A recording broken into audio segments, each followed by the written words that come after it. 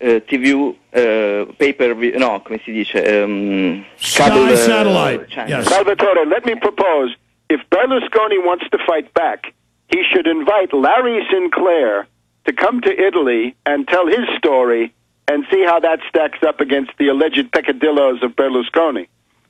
Take the offense. The defense is always hopeless, as Paolo Sarpi said. Well, I mean, most Go of the on elite in the offense. United States like men, and they're probably mad that he likes 20-year-old blondes or something. I don't know. But it's very upsetting when he's doing it. That's why they're probably going after probably why Matt Drudge is going after Mark Sanford. If Sanford was dating men, it'd be okay. Okay. I think that's a little bit different, Alex. It seems to me the idea there is just to prevent any national figure who could be a focus of resistance to Obama from emerging. I was being sarcastic. I don't see anything good about Sanford. Not taking the stimulus money. He didn't want to pay unemployment benefits to the unemployed people in South Carolina. Webster, it's a joke. I understand that. Thank you so much, Salvatore from Italy. Call back again, okay? Ciao. Take care, buddy.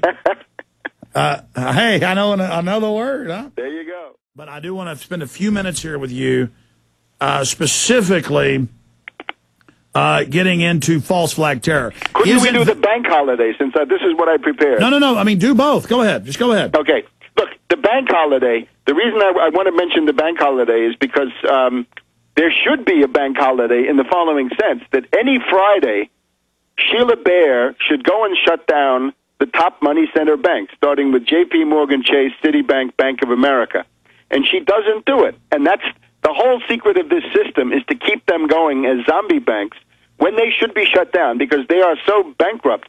The stress test that was done, as we learn, completely ignored the question of derivatives. And that's like saying, if you weren't head over heels in debt, you wouldn't be bankrupt. Well, the point is you are head over heels in debt, and you are bankrupt if you're one of these zombie bankers. So this is what is not done. Now, the notion of the bank holiday, this has been around now for the last 6 months because clearly the U.S. banking system is completely bankrupt. What you've got to remember, though, is that the Roosevelt bank holiday did not close any banks. Those banks were already shut down. The whole banking system had ground to a halt on the night before Roosevelt took office. It all comes out of the British default on gold in September 1931. You then had 2,300 U.S. banks blow up, go bankrupt during 1931, and then you had this rolling regional crisis. It goes to Chicago in the summer of 1932, then to Nevada, then to Louisiana, then to Michigan, and then finally New York shuts down on the last day of Hoover, and then Illinois shuts down. So by the time do you think we're going to see that here? I don't think so, because I think that's the whole idea of Obama is to keep this system of zombie banks open. And again, I write about this in my newest book, Surviving the Cataclysm. I have a whole chapter, Models of Disintegration, which is about the 1932-33 banking crisis. You know what? I'll have you back on in the next few weeks just specifically about that for the 2 hours. Thank you. Because we're almost out of time, but I do want to briefly get you to give us your... One last thing, though, is what's coming is a dollar crisis. In other words, the reason the U.S. embassies are selling dollars is there's going to be a dollar panic. There's going to be a rush to the exit sometime soon. Everybody tries to dump dollars. It would be very much in the interest of the world to have that not be chaotic, but to find a way to repatriate the dollars. Let's say you could say to China, look, you want to do health care in rural China, we can sell you 1,000 U.S.-made hospitals with everything in them, turnkey hospitals, so you can improve health conditions in rural China or in rural Russia, because they have a lot of dollars too. In other words, let them buy things, capital goods, real big improvements, right? Things that will permanently help them, not consumer goods or... Sure, Webster, we're just out of time here, so we're going to have to cut that off there. Specifically false flag terror, quickly. Well, it could be anything, right? We look at the pattern inside this country. We had Cho at Virginia Tech in the spring of 2007, so you can have college students as terrorists. You've had a whole bunch of Columbine-type events. They've been going on in the background. And now more recently you've had this Van Braun, right, the guy at the Holocaust Museum here in the United States, and they attack him as being a 9/11 a truther and a birther, somebody who who's interested in the question of Obama's birth certificate, sort of the stuff that Phil Berg has been looking into in his law cases. So that looks staged to me. Oh, these are all patsies. Every one of them is a patsy. That goes without saying. But then you could also have false flag terror, obviously targeting the Shanghai Cooperation Organization, Russia, China, people in Central Asia, people India. like this.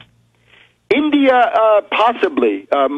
More likely Pakistan. I mean, more likely the new enemies list, where India is. No, I meant activate the some of the Hindu terror groups, blame it on Muslims. Right. Oh, yes, precisely, and that's exactly what was done. Right. That was Mumbai last summer, or in the past year. So the door for that is open. Again, the line from the ruling elite was, as Andrew Sullivan said it in the Atlantic Monthly, with Bush, nobody would believe him. You couldn't do false flag anymore because nobody would believe Bush. They would accuse him of incompetence, or some would even say you did it yourself as a provocation. So the door for this, from the point of view of the U.S. ruling elite, is open. I don't think in the world that's true. In other words, I don't think people are going to believe Obama very much more than they would have believed Bush. But the danger is that the people in Wall Street and the Council on Foreign Relations and these people, the State Department, they believe that they might be able to get away with this now. So we have to be very vigilant, and, of course, don't be stampeded no matter what happens. All right, Webster, great job. Thanks for spending 2 hours and 40 minutes with us. We'll talk to you again soon. And you're in the Obama deception and in the upcoming Obama film. Right, and more power to you with these documentaries. They're a tremendous ingredient in changing the political climate. Well, more power to you and the listeners who are getting them out there to people. Take care, Webster. Bye-bye. There he goes. Are you tired of losing your hard-earned savings in retirement? Does the continued loss of purchasing power through the hidden tax of inflation brought on by trillions of dollars in government bailouts bother you? Then please let me, Dwayne Daly with Midas Resources, help you to protect what you have left. Call me at 800-686-2237 extension 115, and I will explain to you how to retain your wealth and purchasing power now and in the future with gold and silver.